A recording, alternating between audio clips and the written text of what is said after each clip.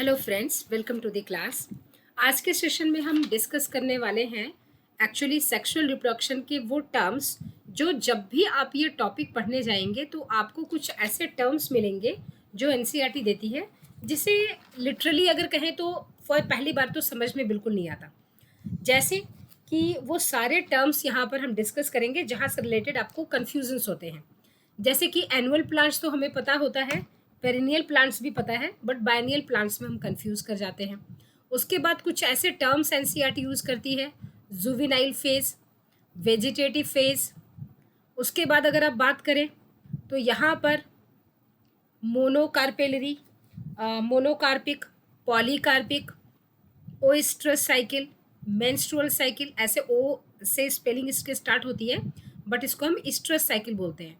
And menstrual cycle के बीच का difference, उसके एग्जाम्पल्स। उसके बाद हम इसको डिस्कस करेंगे कि आखिर सेक्सुअल रिप्रोडक्शन के इवेंट्स क्या हैं। तो आज हम जो डिस्कस करने वाले हैं वो हम डिस्कस करेंगे कि सेक्सुअल रिप्रोडक्शन को पढ़ने के पहले हम इसमें ऐसे कौन से वो इम्पॉर्टेंट टर्म्स हैं जो हमें जानने ज़रूरी हैं। ठीक है, तो आज हम उन्हीं के बारे में डिस्कस करेंगे। नाउ सी, तो अगर हम सेक्सुअल रिप्रोडक्शन इन प्लांट्स को देखें तो यहाँ पर है सेक्सुअल रिप्रोडक्शन इन ऑर्गेनिजम्स। ठीक है, सो sexual reproduction involves formation of male and female gametes. सबसे पहली बात, जैसे ही आप सेक्सुअल कह रहे हैं इसका मतलब आप कह रहे हैं कि टू पेरेंट्स आर इन्वॉल्व, दो पेरेंट्स इसमें इन्वॉल्व होंगे, टू पेरेंट्स आर इन्वॉल्व, दो पेरेंट्स इन्वॉल्व होंगे। ठीक है, इसीलिए आप इसको कहते हैं बाई पेरेंटल, बाई पेरेंटल, क्योंकि एसेक्सुअल कैसा था, यूनिपेरेंटल। अब चूंकि दो पेरेंट्स इन्वॉल्व होंगे तो जो मेल पेरेंट्स हैं, male parent and female parent, दोनों से क्या होगा, गैमेट्स बनेंगे। और इन दोनों के गैमेट्स यानी कि मेल गैमेट, अगर आप ये ह्यूमन की बात कर रहे हैं, मेल की बात कर रहे हैं तो स्पर्म आप कह लें, फीमेल की बात कर रहे हैं तो ओवा कह सकते हैं, ओवम कह सकते हैं या एग कह सकते हैं। इन दोनों की क्या होगी, फ्यूजन होगा। सो फ्यूजन ऑफ गैमेट्स होगी। ठीक है, इसको, इस फ्यूजन ऑफ गैमेट्स को हम बोलते हैं फर्टिलाइजेशन। और इसके रिजल्टेड क्या होंगे, जाइगोट का फॉर्मेशन होगा। सो formation of male and female gametes either by the same individual or by different individuals of the opposite sex. ठीक है, these gametes fuse to form zygote। अब ये क्या फ्यूज करके बनाएगा, zygote, which develops to form the new organism, जिससे कि बाद में चल के क्या बनेगा, एक नया न्यू ऑर्गेनिज्म बन जाएगा। इट इज़ एन एलाबोरेट, अगर हम इस प्रोसेस की बात कर लें कि मेल की गैमेट का फ्यूजन एंड फीमेल गैमेट का formation, then fusion, then zygote का फॉर्मेशन, जाइगोट की further development to form a new individual. अब ये न्यू इंडिविजुअल बन जाएगा, न्यू ऑर्गेनिज्म बन जाएगा, न्यू इंडिविजुअल, न्यू ऑर्गेनिज्म बन जाएगा। ये प्रोसेस बहुत सिंपल नहीं होता, बहुत कॉम्प्लेक्स प्रोसेस है ये, और एट रैंडम भी नहीं होता, बहुत फास्ट प्रोसेस भी नहीं है, ये स्लो प्रोसेस है। किसके कंपेयर में, अगर हम कंपेयर करें इसको ए सेक्सुअल रिप्रोडक्शन के, तो ए सेक्सुअल के कंपेयर में जो सेक्सुअल रिप्रोडक्शन है ये एक इलेबोरेट प्रोसेस है, मल्टी स्टेप्स होते हैं, कॉम्प्लेक्स प्रोसेस है, और ये बहुत स्लो प्रोसेस है। ये इंपॉर्टेंट है। अब ऐसा ये क्यों है कि जो सेक्सुअल रिप्रोडक्शन है इसको आपने बोला कि ये इलेबोरेट है, बहुत मल्टी स्टेप्स प्रोसेसेस होते हैं, ये इलेबोरेट भी है, ये कॉम्प्लेक्स भी है ना, एंड ये बहुत स्लो प्रोसेस है, बहुत फास्ट प्रोसेस नहीं है, इट्स अ स्लो प्रोसेस। तो आपने कहा कि सेक्सुअल रिप्रोडक्शन के ये सारे फीचर्स हैं। ठीक है, किससे अगर हम कंपेयर करें तो ए सेक्सुअल के, यानी कि ए सेक्सुअल के कंपेयर में ये स्लो प्रोसेस है, उसके कंपेयर में ये कॉम्प्लेक्स है, उसके कंपेयर में ये एलेबोरेट है। ओके, तो ऐसा क्यों है, because of the fusion of male and female gametes. यही मेल एंड फीमेल गैमेट्स के फ्यूजन की वजह से ये कॉम्प्लेक्स बन जाता है, जबकि एसेक्सुअल में यही एक मेन स्टेप है जो कि एब्सेंट होता था। जाइगोट तो उसमें भी डेवलप कर रहे हैं, एम्ब्रियो का फॉर्मेशन तो वहाँ पर भी हो रहा है, बट गैमेट्स का फ्यूजन नहीं हो रहा था। And male and female gametes, now sexual reproduction results in offspring जैसे आप न्यू जनरेशन कहते हैं, प्रोजेनी कहते हैं, that are not identical to the parents और अमॉन्ग्स देमसेल्व्स। ये बहुत बड़ा इंपॉर्टेंट क्वेश्चन है और ये बहुत बड़ा डिफरेंस भी है ए सेक्सुअल से।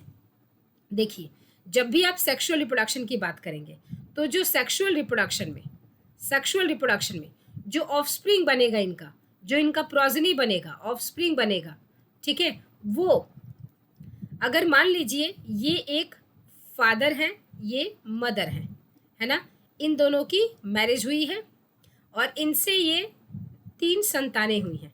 एक बेटा है, अगेन एक बेटा है, और मान लीजिए कि थर्ड एक इनकी चाइल्ड, एक गर्ल चाइल्ड है, ठीक है। तो यहाँ पर ध्यान से सुनिए, अगर हम इसको देखें तो अगर मान लीजिए इस एक बच्चे को टारगेट करते हैं, इस बच्चे को टारगेट करते हैं, ये बच्चा अपने इस फादर से भी अलग होगा, अपनी मदर से भी अलग होगा, अपने इस भाई से भी अलग होगा और अपनी ये बहन से भी अलग होगा।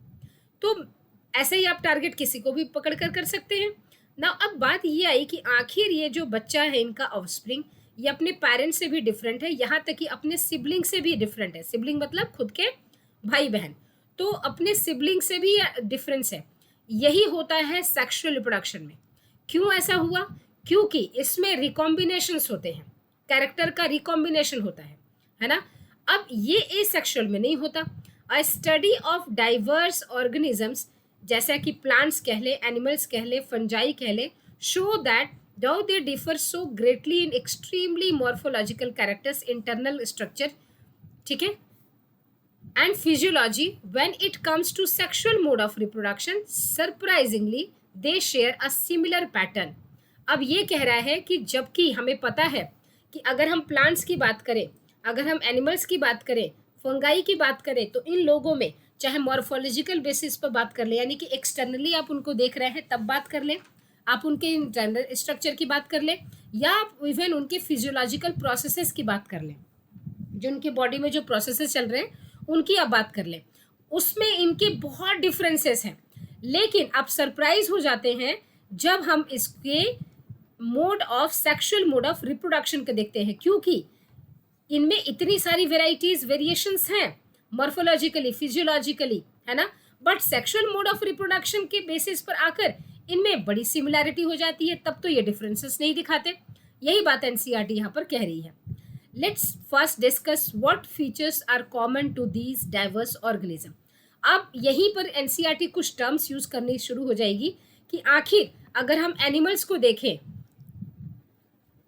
या हम प्लांट्स को देखते हैं या हम फंगाई को इवन आप देख लें, है ना, फंगाई को भी आप देख लें, तो इनमें आपको मॉर्फोलॉजिकली, यानी कि मॉर्फोलॉजिकली अगर आप देखें तो बहुत सारे डिफरेंसेस हैं, है ना, बहुत सारे डिफरेंसेस हैं। फिजियोलॉजिकली बहुत डिफरेंस है, यानी कि अगर हम इनको कंपेयर करें तो डिफरेंसेस बहुत ज़्यादा आते हैं। लेकिन अगर हम इनके सेक्सुअल रिप्रोडक्शन की बात करें तो ये बहुत सिमिलर फीचर शो करते हैं। जैसे ऑल ऑर्गेनिज्म, यहाँ से आपको ध्यान से सुनने वाली बात है कि चाहे कोई भी ऑर्गेनिज्म हो, all organism have to reach a certain stage of growth. देखिए कोई भी ऑर्गेनिज्म है, उसका बर्थ होगा, है ना, वो जन्म लेगा, बर्थ के बाद क्या होगा, वो ग्रो करेगा, और ग्रो करता करता उसके लाइफ में एक फेज आएगा जब वो जुवेनाइल स्टेज में जाएगा। किस स्टेज में जाएगा? जुवेनाइल स्टेज में, ठीक है, जुवेनाइल फेज में जाएगा। जुवेनाइल फेज को आप ऐसा मान सकते हैं कि ये उनका बचपना है, चाइल्डहुड स्टेज है, लड़कपन है, चाइल्डहुड स्टेज है, तो ये उनका बचपना वाला स्टेज, चाइल्डहुड स्टेज आप इसको कह सकते हैं। नाउ जुवेनाइल स्टेज के बाद वो एक स्टेज इंटर करते हैं जिसमें वो बात करते हैं कि वो प्यूबर्टी स्टेज हो गया, और प्यूबर्टी के बाद वो एक रिप्रोडक्टिव स्टेज में इंटर कर जाते हैं, रिप्रोडक्टिव स्टेज में वो इंटर करते हैं, ठीक है। उसके बाद वो धीरे धीरे ग्रो करके एजिंग शो करते हैं। प्लांट के केस में हम बात करेंगे तो सीनेसेंस कहेंगे, और उसके बाद उनकी डेथ होती है। अब ये पॉइंट आपको याद रखना है, ठीक है। अब देखिए, जब तक वो रिप्रोडक्टिव स्टेज में इंटर नहीं हुआ है, यानी कि बर्थ से लेकर अपने जुवेनाइल स्टेज तक, बिफोर रिप्रोडक्टिव, ठीक है, ये किस स्टेज में है? ये अभी अपने वेजिटेटिव स्टेज में है, रिप्रोडक्टिव स्टेज में नहीं गया है। ये किस स्टेज में है? अभी ये वेजिटेटिव स्टेज में, इसको हम कह सकते हैं कि अभी ये वेजिटेटिव स्टेज में है, ठीक है, ये इसकी स्टेज वेजिटेटिव स्टेज है, वेजिटेटिव स्टेज। अब जब ये रिप्रोडक्टिव स्टेज में जाएगा, यानी कि all organisms have to reach a certain stage of growth and maturity in their life before they can reproduce sexually. जब वो सेक्सुअली रिप्रोड्यूस करते हैं उसके पहले उनको बहुत अच्छे से वेजिटेटिव ग्रोथ में मैच्योरिटी हासिल कर लेनी होती है। That period of growth is called the juvenile phase before reproductive.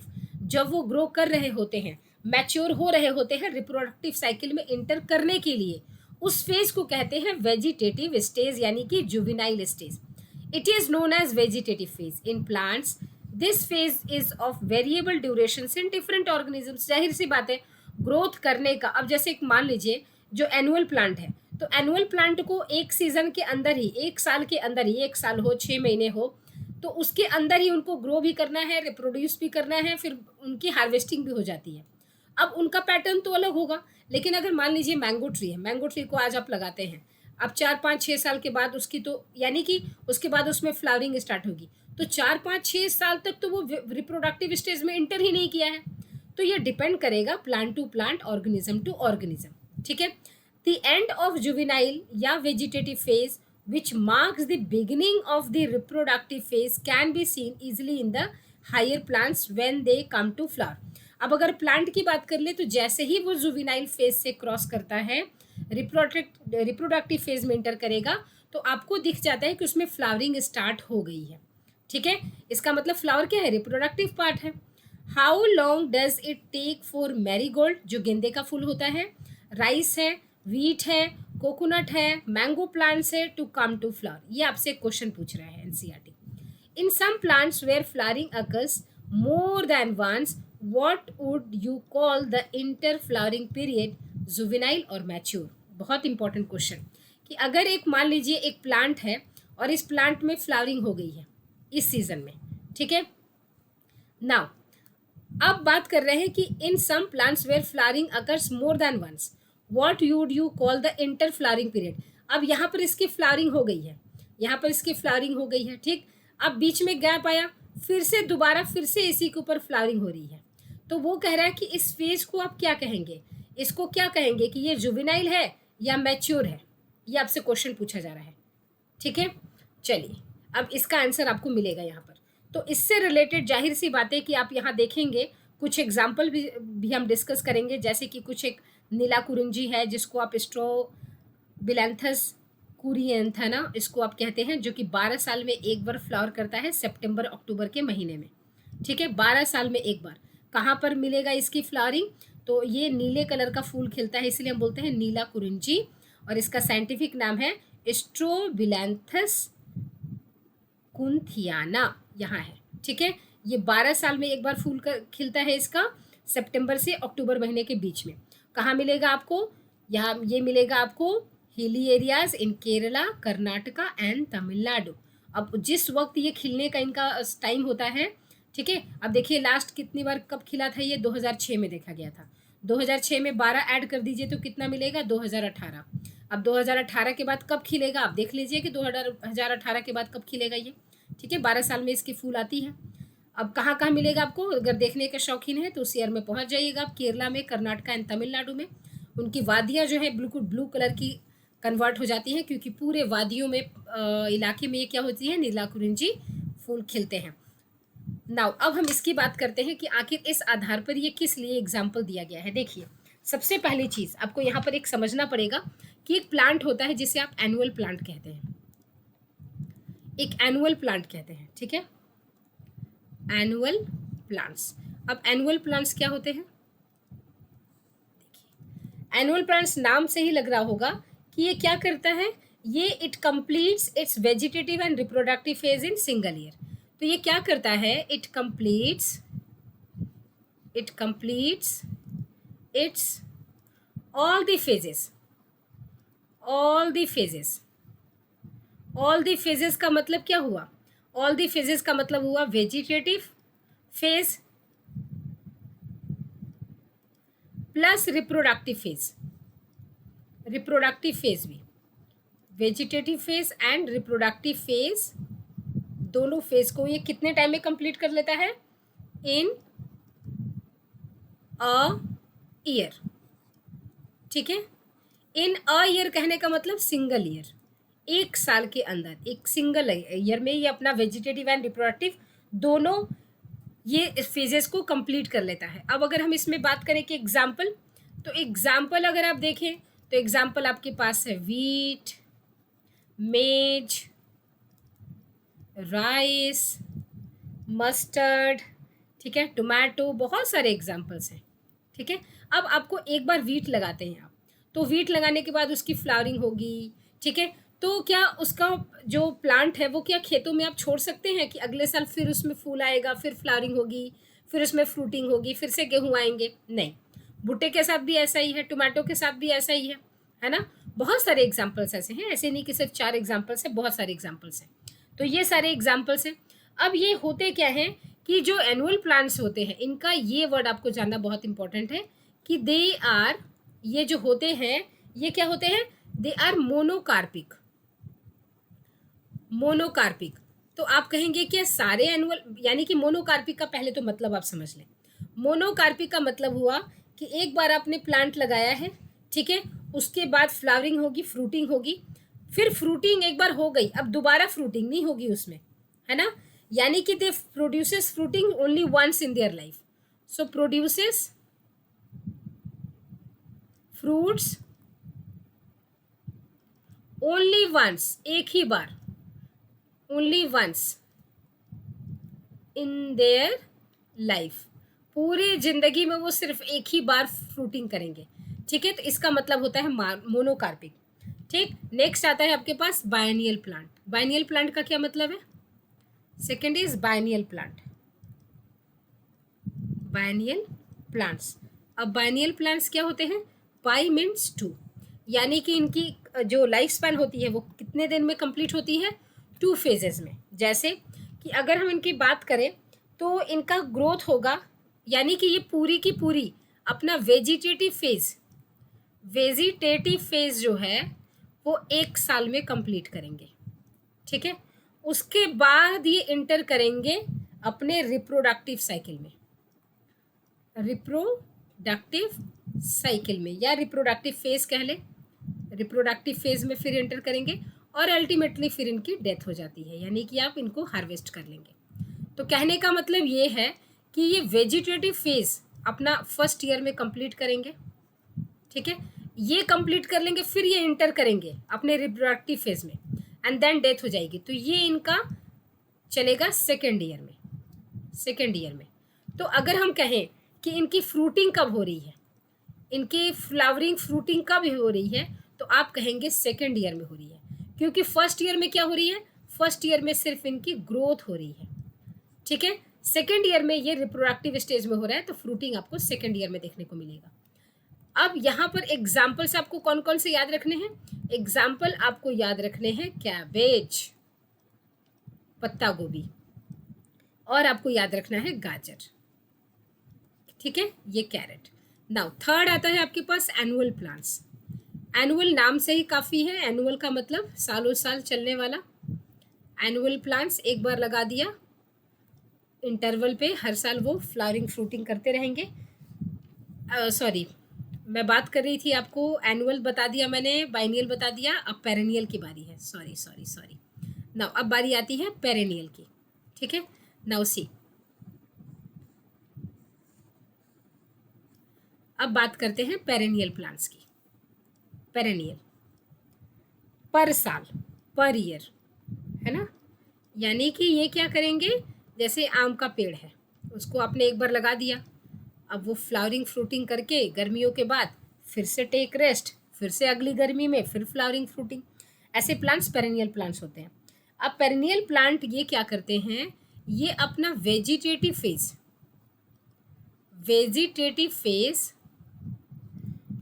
ठीक है, ये कवर करते हैं, कंप्लीट करते हैं। उसके लिए ये 1 साल से ज़्यादा का वक्त लेते हैं। Vegetative phase is completed in more than 1 year. ठीक है, 1 साल से ज़्यादा। अब अगर हम इस पेरेनियल को देखें तो पेरेनियल हमें 2 टाइप्स के दिखेंगे। कौन कौन से 2 टाइप के दिखेंगे? एक मुझे पेरेनियल दिखेगा जो कि अपनी पूरी लाइफ में सिर्फ एक बार फ्लावर करेगा, जो कि मोनोकार्पिक होगा, और एक पेरेनियल मुझे मिलेगा जो कि पॉलीकार्पिक होगा, पॉलीकार्पिक। अभी आपको एग्जाम्पल भी शेयर किया था एनसीईआरटी से। तो अगर मैं मोनोकार्पिक की बात करूं तो मोनोकार्पिक वो होंगे जो कि ये क्या करेंगे, वेजिटेटिव फेज ही मोर देन 2 ईयर्स। इनका जो वेजिटेटिव फेज है, वेजिटेटिव इनका जो फेज है वो है मोर देन 2 ईयर्स, 2 साल से ज़्यादा का होगा। और इसी में आपको एग्जाम्पल याद रखना है, बहुत इंपॉर्टेंट है, बैम्बू। तो एक इनका एग्जाम्पल याद रखना है आपको, बैम्बू, बांस होता है ना, बैम्बू, ठीक है। बैम्बू का जो है वो 50 से 100 साल के बीच में, ठीक है, वो एक बार, it flowers only once, it flowers only once in its life, only once. अपने ज़िंदगी में ये सिर्फ एक बार फूल देगा और उसके बाद इसकी क्या हो जाती है, डेथ हो जाती है, ठीक है। तो बैम्बू के केस में क्या होता है, एक ही बार फ्लावर करता है ये पेरेनियल, एक ही बार फ्लावर करेगा और फ्लावर करने के बाद इसकी डेथ हो जाएगी, ठीक है। अच्छा, दूसरा एक एग्जाम्पल है, तो एक तो आ गया बैम्बू, दूसरा एग्जाम्पल आपके पास है यही नीला कुरिंजी जिसकी हमने डिस्कशन अभी की थी, नीला कुरिंजी, ठीक है। तो यह है नील कुरिंजी, ठीक, जिसको आपने बोला था स्ट्रोबिलैंथस कुरिन्थियाना, यानी कि इसको हमने कहाँ पढ़ा था, यहाँ पर।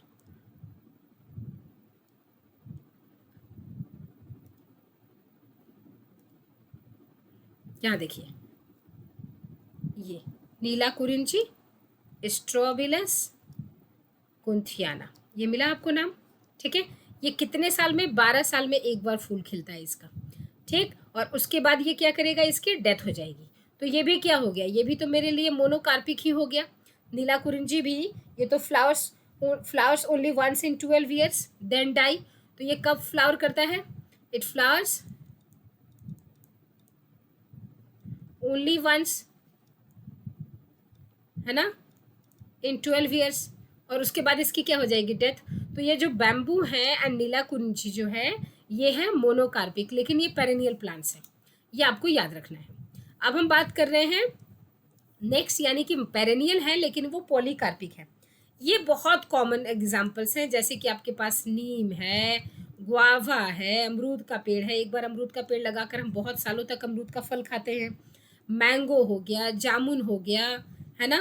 तो ये सारे क्या हैं, ये सब पॉलीकार्पिक है, ठीक है। बरगद का पेड़ है, पीपल है। सो यहाँ पर अगर आप देखें तो क्लियर कट आपको वो नहीं दिखेगा कि वेजिटेटिव एंड रिप्रोडक्टिव फेज में क्लियर कट वो नहीं दिखेगा, है ना, क्योंकि आप जैसे मैंगो की मान लें तो अभी गर्मियों में आप फ्रूट देख रहे होंगे, है ना, इसमें फ्लावरिंग स्टार्ट हो जाती है फरवरी मार्च से फ्लावरिंग स्टार्ट हो जाएगी। फिर जैसे आप देखेंगे तो आपकी जून जुलाई अगस्त तक मैक्सिमम उसमें आपको फ्रूट देखने को मिलेगा, उसके बाद नहीं मिलेगा। अक्टूबर नवंबर दिसंबर में आपको कोई फ्रूट्स नहीं मिलेंगे।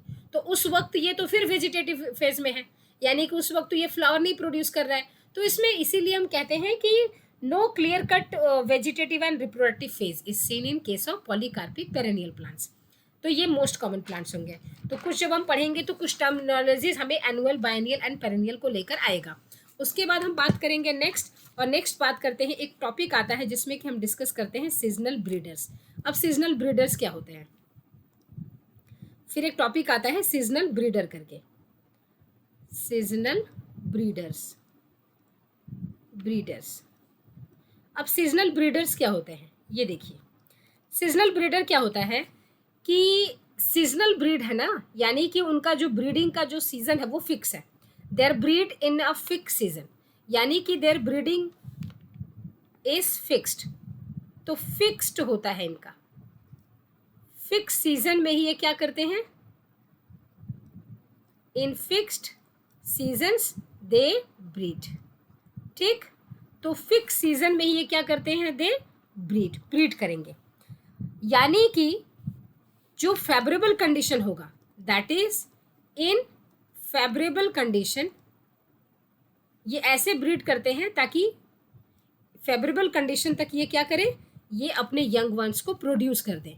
इन favourable conditions they produce their progeny. ठीक है। अब जैसे आप देखेंगे, कभी आपने देखा है बर्ड्स को कि वो घोंसला कब बनाती हैं, और आपने देखा होगा कि कभी भी वो सर्दियों में बच्चों को नहीं पैदा करती। क्यों नहीं करती? क्योंकि उनके पास हमारे जैसा सिस्टम नहीं कि वो सर्दियों में अपने बच्चों को बचा पाए। ठीक है। तो उनके लिए जब फेवरेबल कंडीशन होगा, जब बहुत ज़्यादा सर्दियाँ नहीं होंगी, तब जाकर उनके लिए फेवरेबल कंडीशन है, तब वो एग ले करती है। इसके पहले वो नेस्ट बनाना, अपना घोंसला बनाना शुरू कर देती है। ठीक है। उसी तरह से आप देखेंगे सीजनल ब्रीडर में, अगर आप एग्जाम्पल याद रखें तो सीजनल ब्रीडर में आपको एग्जाम्पल याद रखना पड़ेगा। काऊ, गाय हमेशा बच्चे नहीं देती है, आपको दिखेगी। बुफैलो, भैंस भी। ठीक है। लॉयन भी। एंड बर्ड्स को जनरली आप देख लेंगे। ठीक है ना। अब एक आते हैं जिनका जो सीजनल ब्रीडर नहीं होते, जो कैसे होते हैं, वो कंटिन्यूअस ब्रीडर्स होते हैं। कंटिन्यूअस यानी कि सीजन से कोई फर्क नहीं पड़ता। कंटिन्यूअस। अब एक बात बताइए, कंटिन्यूअस ब्रीडर कौन होगा? जिसको कि बाहर का जो एनवायरमेंटल कंडीशन है उसका बहुत ज़्यादा अंतर नहीं पड़ेगा, जो जो अपने बच्चों को प्रोटेक्शन प्रोवाइड कर सकते हैं। यानी कि ऐसे पेरेंट्स जो अपने बच्चों को प्रोटेक्शन प्रोवाइड कर सकते हैं, तो वो कंटिन्यूअस ब्रीडर्स कहलाएंगे, जैसे कि ह्यूमंस, है ना। तो यहाँ पर क्या होंगे, वो कंटिन्यूअस ब्रीडर होंगे। ठीक है। तो उनके लिए कोई ब्रीडिंग सीजन नहीं होता। No breeding season, no breeding season, कोई फिक्स ब्रीडिंग सीजन नहीं होता। ठीक है। Why? Because of parental care, they are saved from their parents in unfavourable condition, इसीलिए उनके लिए कोई ब्रीडिंग का कोई सीजन भी नहीं है। अब इसमें अगर हम एग्जाम्पल ले लें, तो एग्जाम्पल बेस्ट है ह्यूमन, है ना। तो ह्यूमन है बेस्ट एग्जाम्पल। एक एनसीईआरटी यहाँ पर एक लाइन लिखती है, वो आपको दिखाती हूँ, बहुत इंटरेस्टिंग लाइन है ये। आपको लाइन बहुत ही मज़ेदार लाइन है ये आपको देखना चाहिए। यहाँ पर लाइन देती है एनसीईआरटी, सीजनल फ्लावरिंग, उसके बाद आपने देखा होगा can you list the changes seen in human beings that are indicative reproductive maturity. ठीक है। उसके बाद ये बात करती है एक कैपिटेटिव करके इसने लिखा था, एक सेकंड मैं देखती हूँ, यहाँ पर शायद मिल जाएगा कैपिटेटिव करके।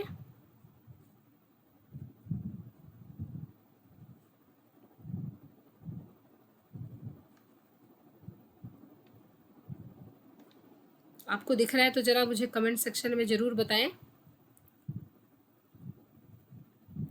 यहाँ पर आपने देखा जैसे कि are there some plants that flower throughout the year and some others that show seasonal flowering. Plants the annual biennial type show clear cut vegetative reproductive and senescent phase. Senescent मतलब ageing, but in perennial species it is very difficult to clearly define their phases. A few plants exhibit, ये unusual flowering का pattern बताया, जैसे कि bamboo में है 50 से 100 साल, है ना।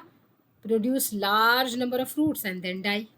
अनदर प्लांट है जो आपका नीला कुरिंजी है, उसके बारे में इसने बताया। उसके बाद इन एनिमल्स के बारे में बता रहा है, जुवेनाइल का। उसके बाद हम बात करते हैं, मुझे वो कैपिटेटिव वाली चीज़ें नहीं दिख रही हैं इसमें, बट वो मेंशन्ड है।